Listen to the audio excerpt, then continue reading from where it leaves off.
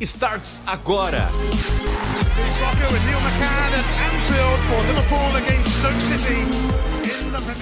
O podcast para você saber tudo o que acontece no futebol inglês.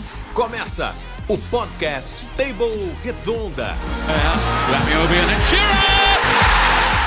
Se inscreva, compartilhe, comente e mande pra galera.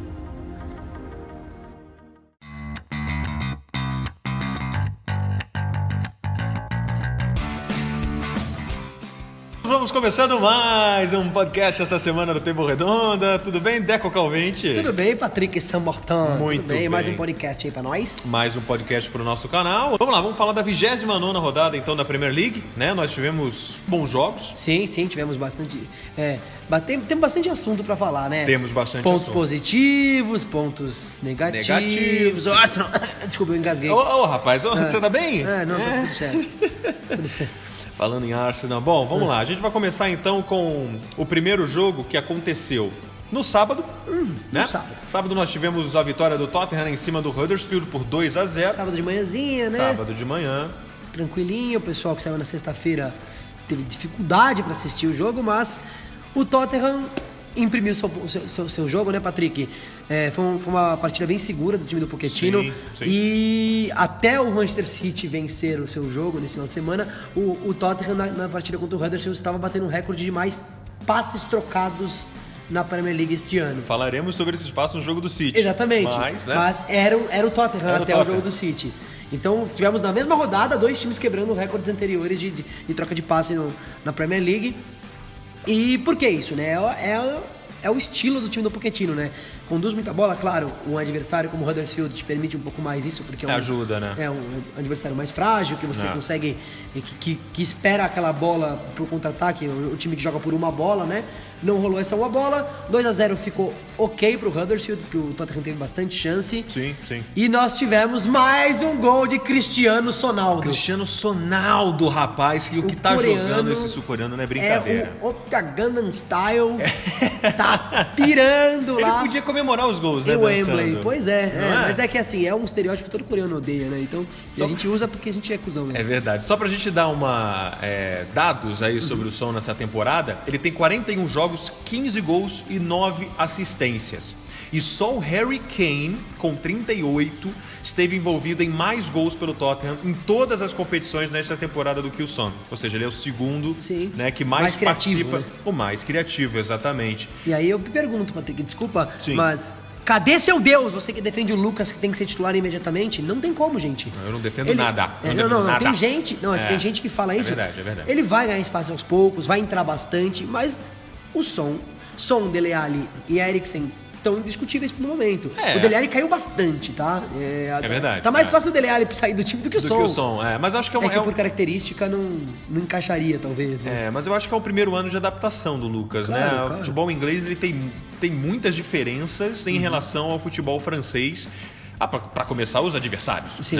Então, a intensidade do jogo. Exatamente. O Lucas que entrou, inclusive, aos 83 minutos do jogo, né? No lugar exatamente do Dele Alli. Sim. Então, para você ver como que ele pode ter uma chance no lugar, talvez, do Alli. Assim, não sei o que o Pochettino tá pensando.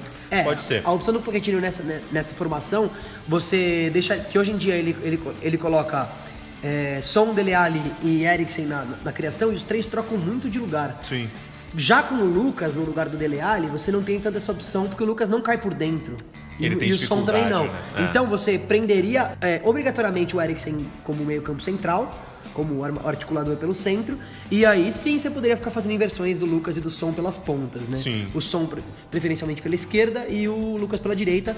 É um time bem ofensivo também. Mas você faz a troca de um ponta por outro e não exatamente aquela flutuação. Que é o que geralmente faz a defesa... O ataque do Tottenham abrir as defesas, e é o que faz o Tottenham ser um dos times mais legais de se assistir hoje em dia na Premier League, né? O jogo é sempre envolvente, não tem jogo chato com o Tottenham em campo. Por isso o Tottenham está invicto a 17 jogos, somando todas as competições. É um dado bem, né? Graças ao juizão lá do pênalti do Van Dijk, né? Pois é. E é o único time da Premier League que ainda não perdeu em 2018. Não perdeu em 2018 ainda? Não perdeu esse ano. Olha lá, eu não sabia dessa informação. Temos aqui essa informação recebida, né? E o Pochettino se tornou, depois dessa vitória, o primeiro treinador não europeu a vencer 100 vezes na Liga em 197 jogos. É uma marca expressiva. Marca bem expressiva e que supera, por exemplo, técnicos não europeus que foram campeões. Por exemplo, o Pellegrino, né? Que foi campeão pelo Manchester City, o chileno, o Pochettino já bateu a marca dele sem ser campeão. Sem ser campeão. Ele chegou no mesmo número do Kenny Dalglish. Mas isso a gente... É que o Kenny Dalglish ele não é inglês, né? Mas é escocês ali. Não, é exato. Não é. É tudo no mesmo balaio ali. Mas o que eu tô querendo dizer é que, assim, é um número muito interessante. A gente tava vendo as análises dos números do United, do Liverpool, Tottenham, que são os times que vêm logo atrás do disparado e provavelmente campeão City. Sim. Os três fazem campanhas de título. Se você comparar com outras temporadas, a pontuação e o desempenho, o Liverpool acho que perdeu um jogo esse ano, o Tottenham nenhum, o United voltou a vencer. Então, assim, a gente tem times fazendo campanhas de campeão. Só que o City parece um extraterrestre. Se não fosse essa diferença enorme do City, o campeonato estaria completamente igual, né? Estaria bem equilibrado. É verdade. Vamos falar então, já que estávamos falando do Liverpool, ainda no sábado nós tivemos Liverpool e Newcastle, mais uma vitória dos Reds, né? Sim, e um ponto positivo nessa vitória, 2-0. O começo do jogo foi preocupante porque o Newcastle chegou a dar umas espetadas ali. O Karius, de novo, foi exigido pouco, mas quando foi bem. Sim.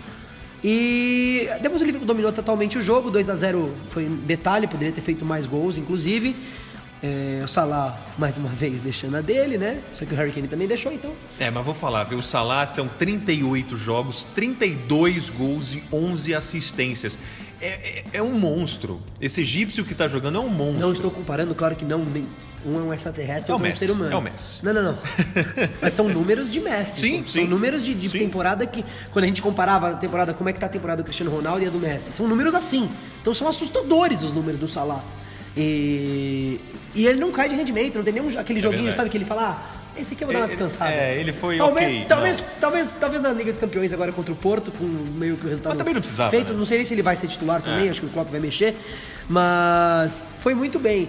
E um ponto positivo pro torcedor do Liverpool e pro Klopp é mais um clean sheet, né? É mais um jogo que o Liverpool não toma gols, que é costume da torcida do Liverpool tomar, um gol nós vamos tomar hoje. E já vem alguns jogos conquistando alguns clean sheets. Então, mostra uma maturidade da dupla Lovren e Van Dijk com o tempo. Ainda não acho uma dupla formidável, mas melhora. É melhor do que antes, né? Então, eu tinha visto até o preview antes da partida do Liverpool. O Matip estava como titular, exatamente. E aí entrou o Lovren no lugar dele. Sim. Falaram em Lovren rapidinho, Patrick, desculpa. Você que tiver oportunidade, no nosso canal, a gente tem uma playlist que chama Outros Canais. Boa. A gente colocou lá um documentário sobre a vida do Lovren. Ele é um refugiado da guerra ele, na verdade, da Bósnia, e aí foi pra Croácia, morou na Alemanha. Ele revela ser torcedor do Bayern de Munique, de moleque. Enfim, é super interessante conhecer a vida. E me fez ter menos raiva dele. Que se você assistir, exatamente, você esquece as bobagens que ele fez, né? Exatamente. É um pouco do que o Roger aconteceu aqui no Brasil, né? Levando a comparação, o Roger foi mais ou menos isso. Ainda sobre o Salah, só pra gente terminar de falar sobre isso e dar os dados dele também, né? O Salah, ele superou a melhor temporada de Luis Suárez no Liverpool, né? Então, o uruguaio tinha feito 31 gols, ele agora com 32 supera a melhor temporada de Suárez, ou seja... E foi uma temporada que o Suárez foi cogitado... muita gente cobrou ele entre os três, né, da FIFA. Sim, ele não foi porque ele fez uma Copa do Mundo e mordeu o Chiellini. E aí a FIFA, como... demagogia, né? De fair play, tipo, não podemos colocar um cara que cometeu tal atitude numa premiação. Mas aquele ano ele fez ano de top 5, como o Salah vem fazendo. E são características diferentes. O Salah é um ponta, né? E o Suárez é um centroavante. Sim. E falando em ponta, a gente criticou algumas rodadas passadas, agora a gente tem que elogiar. O Mané voltou a jogar bola. Depois do jogo contra o Porto, fez gol de novo contra o Newcastle. Que também, inclusive Tomasito, que não tá aqui com a gente hoje, passe pro Mané de Oxlade-Chamberlain, que vem jogando bem nos últimos jogos, me surpreendendo porque eu também não sou muito fã dele, mas jogando bem e não atrapalhando, que é importante também. É verdade, muito bem. Ainda falando sobre essa 29ª rodada, ontem nós tivemos O Brighton. O Brighton, grande né? Brighton. Um grande vencendo do Arsenal. O Brighton vencendo o Arsenal por 2-1. Né? Então nós tivemos aí o... E aí já culminou numa crise, né? Que já era uma crise, agora acho que virou um buraco negro pra cima de Arsène Wenger, né? Tá ficando inquestionável, né? Tá ficando sem saída, o que é uma pena pela carreira do Wenger, pelo Arsenal, né? Porque poderia sair por cima, poderia sair tranquilo. E me parece às vezes que a diretoria tá esperando isso, sabe? Um ano com um pouquinho mais de sucesso pra ele parar e não ficar marcado, mas não vai ter jeito, é melhor parar logo. Porque vai piorar, a tendência é piorar, porque a curva de crescimento dos rivais do Arsenal tá maior do que a do Arsenal. Então, vamos supor que o Arsenal melhore muito pra temporada que vem. A curva dos outros tá maior. A gente vê uma curva de evolução maior do próprio Liverpool, que há anos não vem fazendo sucesso, mas a gente vê um crescimento de produtividade. O City é indiscutível, é um time que vai dominar provavelmente o futebol inglês por um tempo agora, a partir da era Guardiola. O Chelsea é um time muito regular. United com o Mourinho, tem os críticos do Mourinho, mas é um time muito regular, né? À toa que é vice-líder. Então, o Arsenal vai ter problemas com isso, então vai acabar acontecendo, tá? A gente até colocou um gossip hoje de tarde, Isso, né? eu ia falar exatamente sobre isso. Muito se fala na Inglaterra, né? Rumores dizem que o Arsène Wenger está indo pro Everton na próxima temporada, né? Mas assim, agora questionando um pouco a diretoria do Everton, né? É trocar medalhão por medalhão, né? Você já tem o Samuel Allardyce, tudo bem, é outro estilo, não dá pra comparar os dois. O Samuel Allardyce é o técnico que salva os pequenos do rebaixamento, e o Wenger é um campeão invicto da Premier League, né? Sim. Na época do time do Henry. Mas será que a solução pro Everton e pra ele também, gente, eu acho que se separou do Arsenal. Se não for pra assumir uma seleção, por exemplo, vamos supor a França não faz uma boa Copa, e aí o Arsène Wenger vai assumir a França. Acho que aí sim é um projeto diferente. Ainda mais para a idade do Wenger, que tá próximo da aposentadoria, a gestão de uma seleção, o dia a dia do trabalho é mais tranquilo, você faz pesquisas mais de casa ou da sede da confederação, você não tem o trabalho de clube, treino o dia inteiro, a convocação são de vez em quando. Então talvez esse projeto sim pro Wenger seja interessante. Pode ser. Uma seleção francesa. Se não for isso, cara, fica tranquilo. Fica na mesma, né? Financeiro tá resolvido com certeza. Porque com certeza ele não vai ter tanto dinheiro no Everton como tem no Arsenal. Não, até pode ser, porque os times ingleses estão com poder aquisitivo. Até mesmo os menores, eles distribuem o fluxo ali de caixa e bancam um jogador caro ou um técnico caro. Mas eu acho que é desnecessário, acho que tá bom, já deu, sabe? Valeu, foi bom, adeus. Uma pena. Deu pra mim, não dá mais. Deu pra mim, não dá mais. Vamos falar um pouquinho só mais dos detalhes, né? O Brighton saiu na frente do Arsenal, ampliou a vantagem, 2-0, e o Peter Cech inseguro nos 2 gols, tá? Ele vem sendo inseguro nas últimas partidas. Isso, né? Pra mim é uma coisa triste, porque eu gosto muito do Peter Cech, assim, ele nunca jogou no meu time, tudo jogou, inclusive Chelsea e Arsenal, que são 2 rivais do time que eu torço, mas ele tem carisma, eu gosto dele, gosto muito, eu sempre defendi muito isso na época do auge dele. Ainda colocavam outros goleiros como os melhores, o Cacilhas, etc. E eu falava, gente, tem o Peter Cech, ele é muito regular, ele é um dos melhores goleiros do mundo e ninguém fala isso na época de Chelsea. E eu ainda acho muito estranho ver o Peter Cech no Arsenal. Ele é a cara do Chelsea. É esquisito ele com aquela camisa ainda. Pois é. Mas os últimos jogos ele vem seguro, mas assim, retrato de uma defesa com muitos problemas. Sim. Então a defesa passa certa segurança pro goleiro, né? E retrato também da fase que vive o Arsenal, da cobrança, né? Então eu acho que o Cech não deveria sentir porque ele é um jogador muito experiente, mas é notável a queda de rendimento do Peter Cech nos últimos jogos. É verdade. E o torcedor do Arsenal pode confirmar isso, porque me parece uma realidade. É verdade. E desde 2002, né, mais um dado que a gente tem aqui, é a primeira vez que perde 4 jogos, né, seguidos, falando do Arsenal, primeira vez que perde 4 jogos seguidos, contando a final da Copa da Liga. Então, desde 2002, é muito tempo, né? Desde o ano pré o título invicto, né? Antes do título invicto, 4 jogos seguidos de derrota o Arsenal não tem. Isso mostra a marca de que o Wenger, como quão útil foi na história do Arsenal. Mas agora preocupa. A próxima rodada do Arsenal é em casa contra o Watford, é obrigatória vencer, mas é um time traiçoeiro. O Watford piorou bastante, caiu de rendimento, mas vem aprontando bastante. Muito bem, vamos falar então do clássico. Que não é clássico, mas... Não é um clássico, hoje em dia sim. Hoje em dia sim, são 2 clubes grandes. Manchester City e Chelsea se enfrentaram no Etihad Stadium. Obviamente deu City. O clássico do money, money, money, money. Money. Isso aí, exatamente. Os dois times que vêm marcados aí pelos times bilionários da Premier League, né? O Chelsea foi o primeiro que apareceu no cenário do futebol inglês com o Abramovich, e agora o City com o Sheik, que assina o cheque. O Sheik. E o jogo antes de começar, nós tínhamos aquela coisa, né? A última derrota do City no Etihad foi em 3 de dezembro de 2016, exatamente pro Chelsea. Será que o Chelsea mantém essa escrita e tudo mais? Não aconteceu, o Manchester City jogou muito bem. Eu tenho várias críticas a Antônio Conte, que pra mim, pelo amor de Deus, Conte, vou te contar uma coisa. Nossa, que beleza. Vai pra puta que pariu, vai. Eu tô muito bravo com o Conte. Tá injusto.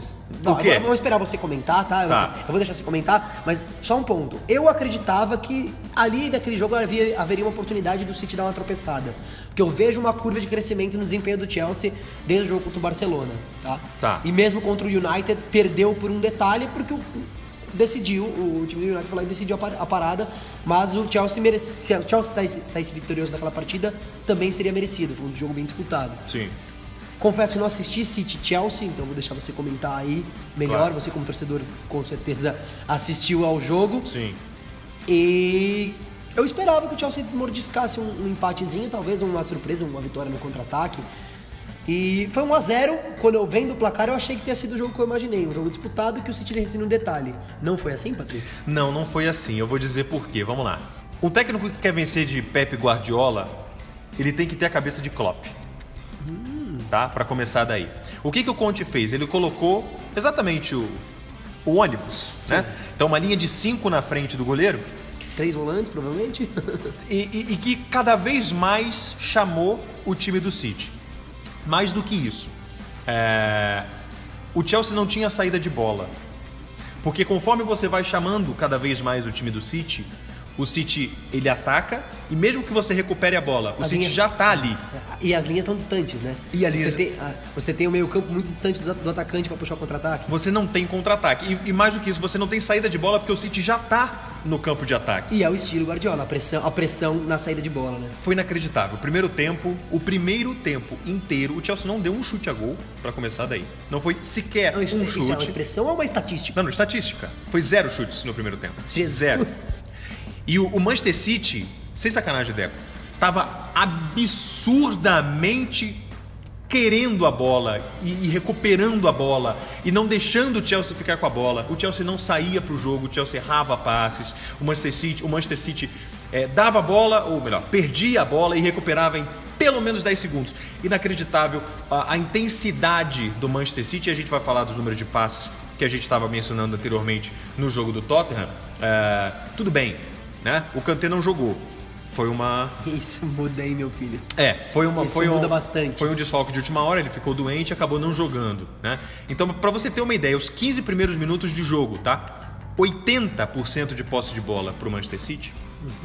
190 passes contra 39 do Chelsea. São 110 passes a mais, nos 15 primeiros minutos do jogo. Um time profissional contra um time de várias, né? Esses dados, né? Exatamente. É muito complicado. O pensamento retrógrado do Conte para você que quer vencer um Pep Guardiola totalmente inovador. Não dá. Por isso que é muito mais eficiente você ter uma cabeça de Jürgen Klopp. Já que ele vai vir pra cima, eu vou também. Vamos ver quem faz mais gol. Só que o Chelsea não tem elenco pra contra-ataque, na minha opinião, e eu vou explicar. Pra mim, é muito mais produtivo o Eden Hazard, o William, o Pedro, fazendo o quê? Triangulações, chegando de trás, no sentido de fazendo jogadas e não necessariamente usar apenas a velocidade como maneira de chegar ao gol. Se você tem, por exemplo, um jogador de muita velocidade, sei lá, um Bale no auge, até um Aubameyang de centroavante. O Chelsea não jogou com centroavante. Seria uma cabeça de falso 9 com o Hazard ali, mas você perde o Hazard, você inutiliza o Hazard, na minha opinião. Então, não, minha também. É complicado. Tirar o Hazard daquela pontinha esquerda ali é você perder a chance. Hoje em dia, no futebol mundial, Patrick, isso vai muito ao encontro do que você está falando. O ponta é o cara que que muda o jogo. É verdade. A gente tá vendo os destaques dos times. É verdade. Os caras que mudam o jogo no futebol mundial, por causa da compactação defensiva e por causa da computação de linhas e da guerra tática, que todos os treinadores estão sempre muito bem preparados, o ponta desequilibra muito, porque as beiradas é onde ele tem um recurso do drible, um recurso de escolher fundo ou pra dentro. Ele tem duas opções. Uns anos atrás era aquele meio campo e aí central. Exatamente. E aí você tirar o Hazard da função que ele sabe fazer com maestria e quando está no auge, é um dos melhores jogadores que nós temos no mundo. Sim. No auge, voando pela ponta esquerda. Realmente é questionável. Talvez, você quer fazer um falso 9, você precisa de um jogador que tenha essa característica, como o Roberto Firmino, como, por exemplo, a gente tem outros camisas 9, por exemplo, o Troy Deeney do Watford, que é pivôzão, fica fora da área, não faz muito gol, mas fica de pivô para servir os outros, como um falso 9. O Rondon no West Bromwich também é um 9 que não procura mais o jogo, que vem pra meia-lua fazer a parede com o corpão que ele tem para os pontas rápidos virem de trás. Mas não é o caso, assim. O Giroud poderia até tentar fazer isso, só que aí como é que puxa o contra-ataque com o Giroud? Não dá, não tem. Então, é questionável também, não gostei da postura não gosto da postura do Conte ultimamente. Só que é difícil questionar porque ele trouxe um título jogando nesse estilo. Pois né? Mas eu acho que, assim, não é porque ele trouxe um título, né? Inovando de fato, colocando o Moses como ala, 3 zagueiros, que ele já não usa mais, né? Não é por causa desse título que eu acho que devo... Não me renovar, né? Não me renovar, E mais do que isso, deu certo com 3 zagueiros e ele não usa mais esse esquema. Então, assim, o que deu certo, ele desconstruiu inteiramente. Ele teve brigas no vestiário, então o clima no vestiário também já não é o mesmo. Os jogadores não querem mais saber do que ele acha. Assim, ele tentou de alguma maneira na Champions League. É bem verdade, o Christensen, que é um belo zagueiro, um baita zagueiro, muito novo, um dinamarquês que tem muito potencial, mas ele errou na Champions League e errou ontem também. Então, isso pesa. É um garoto que vem entrando, de fato, mas se ele tivesse um Davi Luiz com a cabeça no lugar, né? Porque ele brigou no vestiário, mas se ele tivesse um outro zagueiro que pudesse ajudá-lo a fazer um Chelsea mais equilibrado, eu acho que seria muito melhor. Ele perdeu o vestiário e isso, de fato... E aí a gente tem que esperar aí os próximos capítulos dessa temporada, se vai durar tanto o Conte quanto a Arsene Wenger. Aí são dois técnicos dos times de Londres que a gente não sabe se estarão aí para a temporada que vem, né? Falando sobre o City, não tem muito o que dizer, né? São só elogios, né? Mas nós temos uma estatística que é histórica na Premier League. O quê? Foram 927 passes na partida. Quase 1000 passes. Quase 1000 passes. Passes certos, tá? Certos. Um recorde na Premier League que é preciso... Num clássico, né? Num clássico. Não é tipo que fez um recorde de passes contra o West Bromwich. Não. É preciso ressaltar, é preciso enaltecer esse dado, porque é inacreditável o que faz o Manchester City. É inacreditável. O Manchester City que convenceu e que, segundo o Bola da Vez, né, o técnico Tite, a gente vai colocar alguns trechos no nosso Instagram. Que estava no jogo, né? Exatamente. E é o time que ele mais gosta de ver jogar e ele se rende. E ele até chegou a fazer um paralelo que se jogarmos como um Manchester City, nossos jogadores vão se divertir e teremos grandes chances na Copa do Mundo. Se jogarmos desse jeito. Mas aí até querer jogar assim e conquistar e conseguir fazer o que o time do Guardiola faz é outro ponto. Não que eu não acho que o Tite não seja capaz. Não, ele é capaz. Ele estava presente no estádio ontem, no Etihad Stadium, e ele tem essa obsessão, de fato, por quebrar essa linha de 5 dos adversários, que foi o que ele sofreu contra a Inglaterra, e ele mesmo deixa claro que ele quer, de alguma maneira, aprender a quebrar essa... E mais um ponto positivo do City, gol do Bernardo Silva mais uma vez, né? Sim, é verdade. Gol do Bernardo Silva. E um ponto, pergunta, Courtois falhou? Ele não caiu muito antes? Ele não deu aquela escorregadinha? Porque a finalização do Bernardo Silva não foi nada firme, né? Tudo bem que a bola, ele manda no contrapé, a bola atravessou a área inteira, mas eu achei meio estranho, o Courtois caiu, aí depois ele tentou esticar o braço meio pamonha, assim, meio palmolão. Assim. Meio palmolão? Eu achei meio bonecão do posto, sabe? Achei estranha a atitude do Courtois. A queda dele. Você acha que não foi uma falha? Não reparei tanto no Courtois, confesso. Foi eu acho que é preciso se colocar no lugar dos jogadores do Chelsea também. Foi um lance de erro. Foi no iniciozinho do segundo tempo, foi 2 minutos do segundo tempo, foi muito rápido. E foi no erro ali do Christensen que de fato deixou todo mundo meio perdido. Mas não reparei muito no Courtois. Então, se você que estiver ouvindo aí o podcast, dá uma olhadinha no lance de novo. Comentem. E comentem aqui embaixo o que vocês acham se o Courtois falhou. Tem gente na imprensa inglesa que colocou na capa do jornal, inclusive, a foto do clássico é o Courtois esparramado no chão. Assim. Acho que tem tanta coisa pra você destacar destacar, né? Enfim. Então. Bom, de qualquer maneira, mais alguma... Não, acho que é isso aí. Acho que City e Chelsea tá bom por hoje, né? Por hoje é só. Vamos falar então do último jogo, o jogo que acabamos de assistir, né? São agora, vamos falar o horário aqui, 7h51 da noite, é o horário que nós estamos gravando este podcast, porque terminou às 7 horas da noite o jogo entre Crystal Palace e Manchester United. Jogão, hein? Belíssimo de um jogo. E nada esperado, né? Porque Crystal Palace, que é um time pequeno que vai jogar em casa contra um grande, você fala, vai se defender. Pois é. Aí, de Roy Hodgson. Aí, Mourinho, é um time que não é nunca, nossa, envolvente, oficialmente. Não. Tanto que no bolão, acho que botei 1x0 United, ou 0x0, os palpites do nosso bolão lá da Premier League é tudo 0x0, 1x0, 0x0, 1x0. Eu apostei no Crystal Palace. E você botou empate, né? Eu botei 2x1 Crystal Palace. Você tá falando sério? Tô. Doidão? Não, é quase... E tava quase, hein? Então, eu quase acertou. Fui. E foi um jogão, 3x2, né? O Palace saiu na frente, um 2x0 pra cima do United.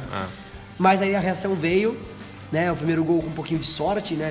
O primeiro gol do Smalling, ele tava sozinho. Absolutamente sozinho de cabeça. Foi falha terrível. A zaga parou completamente. O segundo gol do Lukaku. Um lance esquisito, um lance esquisito ali, pô, tinha 60 caras na frente dele, ninguém deu um chute, nem que chutasse a cara dele, faz o pênalti. Eu quero rever esse lance depois, a gente viu muito rápido, mas eu quero rever porque eu acho que bateu no braço dele ali. Ele dominou com a mão? Lukaku, Será que foi voluntário? Na mesma hora, os defensores do Crystal Palace pediram. E aí pararam e ele foi lá e fez o gol. Pois é. E depois o Matite fazendo uma pintura, né? Que golaço, né? Um golaço de pancada, ele ajeita, ele breca, deixa a bola cair na altura correta, ajeita o corpo e dá uma chibatada de canhota. Bom pra mim que tenho ele no Fantasy. Pois é, mas não é por acaso. O Matite, ele fazia isso às vezes no Chelsea. Né? Ele, como jogador do Chelsea, fazia cada golaço também de fora da área. Ele tem um ótimo chute. Ele não fazia uma boa partida, mas ainda assim ele conseguiu... E no United, o primeiro gol dele, né? Primeiro gol no United foi o primeiro gol. E o que acontece com o Alexis Sanchez, hein? Me diz. Então, ele faz gol. Ele ajudou na participação ofensiva na partida, de fato ajudou, criou algumas oportunidades. Mas se for ver os lances capitais... É muito pouco pelo que ele ganha, né? É pouco, ainda é pouco. E o Manchester United vem de 2 vitórias importantes, né?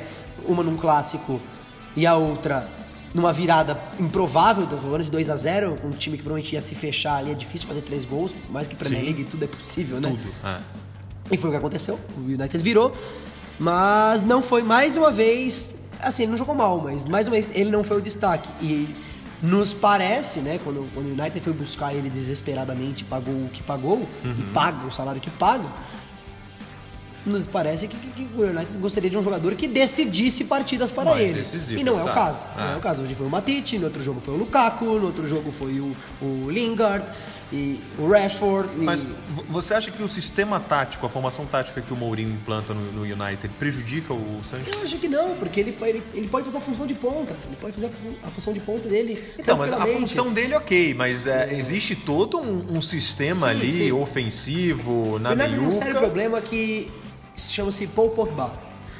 Pogba é um problema hoje em dia pro United, porque ele é uma joia que não tá encaixando no buraquinho. Então, assim, você tem uma joia maravilhosa, é tipo você tem um anel de diamante menor que o seu dedo. É tipo isso, é o que tá acontecendo com o Paul Pogba pro Manchester United. O Mourinho fica mexendo nas opções de utilização dele e isso, o meio campo, é a engrenagem do time. Precisa estar muito consolidado a função de cada homem de meio campo. E o Pogba, cada jogo joga em uma função. E assim, ele quer jogar um pouquinho mais à frente do círculo central, ali como um quase 10, assim, um 8/10, né? É como ele quer, e ele até rendeu bem nas últimas partidas nessa função. Mas ele nunca... E talvez isso prejudique o Sanchez, porque é o articulador, né, teoricamente. O United tem o Mata, que é um bom jogador que poderia fazer essa função, mas me parece que o Mourinho não trabalha essa opção do Mata centralizado, flutuando, que é o que o David Silva faz no City, que o Mata no auge, o Mata hoje em dia é um pouco mais velho, mas no auge do Mata ele fazia essa função de flutuação, muito, no próprio Chelsea. O Chelsea jogava muito. Mas não, você vê o Mata sempre pelas pontas com o Mourinho, né? Ponto positivo do meio campo do United, McTominay, o menino da base, vem se firmando e vem participando e maduro pela idade dele, assim, joga com consciência, cabeça levantada, uma bela dupla pro Matite, mas eu acho que o Sanches é impactado pelo Pogba, cara, pelo falta de encaixe do Pogba e sai baratinha essa falta de encaixe, né? Pogba e Sanches, pouco dinheiro sendo gasto com essa dupla. Pouca coisa. Falando sobre a classificação, então, depois da 29ª rodada da Premier League, o City continua, obviamente, lá na frente com 78 pontos. Vem logo atrás o Manchester United com 62. O Liverpool, né? Logo ali, do ladinho do United, né? Com Tava 60. na esperança de ficar na vice-liderança, mas o United dá essa virada repentina, né? Pois no finalzinho. O Tottenham é o quarto lugar com 58 e o Chelsea é o quinto com 53, né? O Arsenal é o sexto com 45 pontos. Você acha que até o Chelsea são os times que realmente brigam pela Premier League? Não. O City já tá na Premier League, mas... Não, Champions League, sim. Você acha que esses 5 primeiros são os times que brigam pela... Com certeza, assim, e a gente... cara, deixa eu falar, porque eu tenho que consertar na edição. Tá bom. Só pra não... Você acha que esses 5 times são os clubes que brigam numa vaga da Champions League na próxima temporada? Com certeza. Não, na verdade, não só brigam. Tá definido. Vão ser esses 5 que vão brigar. O quinto aí vai dar uma briga boa, né? Hoje em dia, mais próximos da briga, Chelsea e Tottenham, o Liverpool um pouquinho à frente, mas é bem pouco, são 2 pontos, quase nada. E nós temos na próxima rodada Manchester United e Liverpool, considerado o maior clássico da Inglaterra, por número de títulos e tradição, etc.